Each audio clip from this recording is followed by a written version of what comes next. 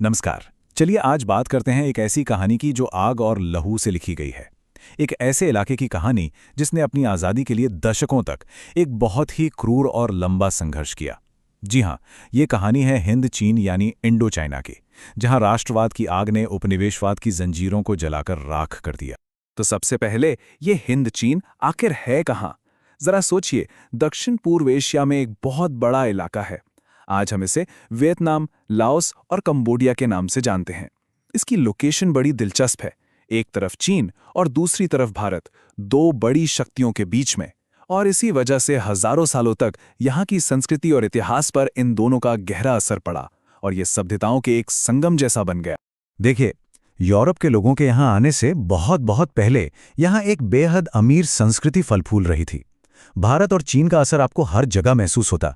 Screen पर दिख रहा कंबोडिया का ये अंकोर वाट मंदिर उसी विरासत का एक जीता जागता, हैरान कर देने वाला सबूत है। इसे 12वीं सदी में राजा सूर्यवर्मन द्वितीय ने बनवाया था।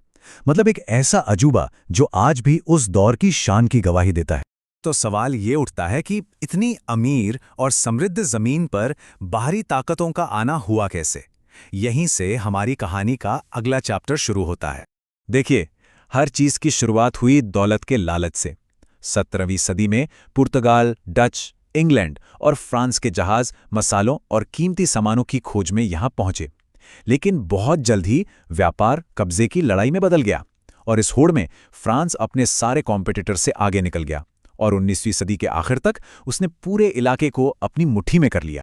अब देखते हैं कि फ्रांस का राज हिंद चीन के लोगों के लिए अपने साथ क्या लेकर आया। असल में फ्रांसीसी शासन का एक ही मकसद था, एक ही मकसद, और वो मकसद था शोषण। सीधा साधा शोषण। फ्रांस ने हिंद चीन को एक ऐसे खजाने की तरह देखा जिसे बस लूटना था। यहाँ का कोयला, टिन, रबर। उन्होंने बागान बनाए, सड़कें बनाईं, लेकिन सारा का सारा मुनाफा पेरिस भेजा जाता था। और यहाँ के लोगों के हिस्से में क्या आया? सिर्फ गरीबी और गुलामी। इस शोषण का सबसे घटिया, सबसे भयानक रूप था ये एक तरफा अनुबंध व्यवस्था। ये बागानों में काम करने वाले मजदूरों के साथ एक ऐसा कॉन्ट्रैक्ट था जिसमें मजदूरों के पास जीरो राइट्स थे, कोई अधिकार नहीं था, पर मालिक के पास अनलिमिटेड पावर थी। कहने को कॉन्ट्रैक्ट, लेकिन असल में ये कानूनी तौर पर दी गई गुलामी ही थी।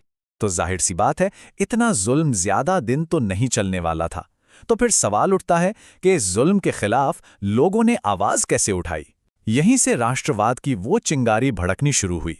20वीं सदी की शुरुआत होते होते हिंद चीन के लोगों में अपनी पहचान और अपनी आज़ादी को लेकर एक नई सोच, एक नई चेतना जागने लगी।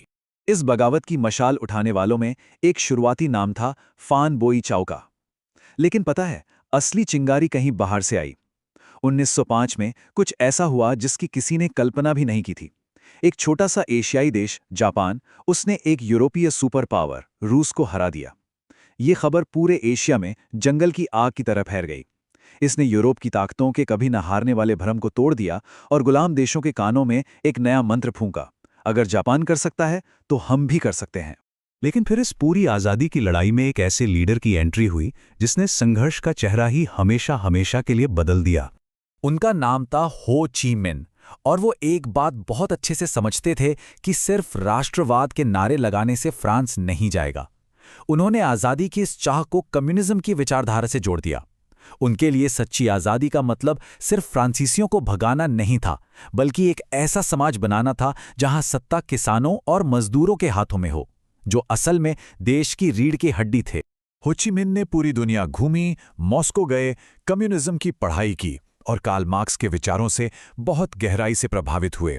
उन्होंने देखा कि उनके देश में आज़ादी की लड़ाई तो चल रही है, लेकिन सब बिखरे हुए हैं। उनकी सबसे बड़ी कामयाबी थी इन बिखरी हुई ताकतों को एक साथ लाना।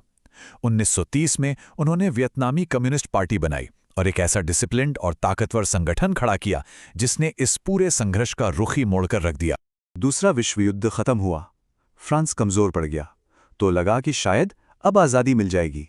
लेकिन नहीं, कहानी अभी खत्म नहीं हुई थी, बल्कि अब इस कहानी में एक नई और पहले से कहीं ज्यादा ताकतवर शक्ति आ रही थी, अमेरिका। इसके बाद जो हुआ वो दशकों तक चलने वाले एक भयानक युद्ध का दौर था। 1954 में जेनेवा समझौते ने वियतनाम को 2 हिस्सों में बांट दिया। कम्युनिस्ट उत्तरी वियतनाम और अमेरिका के सपोर्ट वाला दक्षिणी वियतनाम। अमेरिका को ये डर था कि अगर पूरा वियतनाम कम्युनिस्ट बन गया तो ये लहर पूरे दक्षिण पूर्व एशिया में फैल जाएगी, और बस इसी डर ने दुनिया के सबसे लंबे और सबसे विनाशकारी युद्धों में से एक को जन्म दिया। ये सिर्फ हथियारों की लड़ाई नहीं थी, ये हिम्मत और जज्बे की लड़ाई थी। बहुत कम रिसोर्सेज के बावजूद वियतनामी लड़ाकों ने पहले फ्रांसीसियों और फिर दुनिया की सबसे बड़ी मिलिट्री पावर अमेरिका का सामना किया। दीएन बियन फू में फ्रांसीसियों के खिलाफ उनकी जो जीत हुई उसने तो दुनिया को हिलाकर रख दिया और उनके अटूट इरादों को साबित कर दिया। इस जंग में अमेरिका ने क्रूरता की सारी हदें पार कर दी। उन्होंने एजेंट ऑरेंज जैसे जहरीले केमिकल्स का इस्तेमाल किया, जिससे जंगल के जंगल साफ हो गए। इसका असर सिर्फ पेड़ पौधों पर नहीं बल्कि इंसानों पर भी पड़ा। आज भी इतने सालों बाद भी वहां बच्चे जन्म से ही भयानक बीमारियों के साथ पैदा होते हैं। इस युद्ध की कीमत आप सोच भी नहीं सकते। अकेले अमेरिका के ही करीब 58,000 सैनिक मारे गए, अपने घर से हजारों मील दूर एक अनजान जंगल में। और वहीं दक्षिणी वियतनाम के करीब 3 लाख सैनिक, और आम लोगों की तो गिनती ही नहीं है, लेकिन माना जाता है कि ये संख्या लाखों में है। एक भयानक त्रासदी जिसने उस देश पर हमेशा के लिए एक बहुत गहरा जख्म छोड़ दिया। इतने सालों के खून खराबे और तबाही के बाद आखिरकार ये लंबी लड़ाई अपने अंजाम तक पहुंची। 30 अप्रैल 1975 ये वो ऐतिहासिक दिन था जब उत्तरी वियतनाम की सेनाओं ने दक्षिणी वियतनाम की राजधानी साइगॉन पर कब्जा कर लिया। इसी के साथ वियतनाम एक हो गया और दशकों से चला आ रहा ये भयानक युद्ध खत्म हुआ। ये सिर्फ वियतनाम की जीत नहीं थी, ये दुनिया के लिए एक बहुत बड़ा सबक था।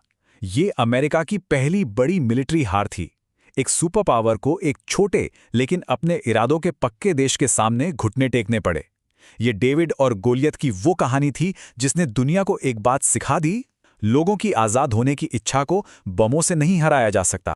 तो आखिर में हिंद चीन को अपनी आज़ादी तो मिल गई, लेकिन एक सवाल है जो आज भी हवा में तैरता है कि क्या पीढ़ियों का दर्द, लाखों जानें और एक पूरी तरह बर्बाद हो चुकी ज़मीन इस आज़ादी के लिए एक बहुत बड़ी कीमत नहीं थी? ये वो दर्दनाक सवाल है जो आज़ादी के लिए लड़ी गई हर बड़ी लड़ाई के दिल में होता है।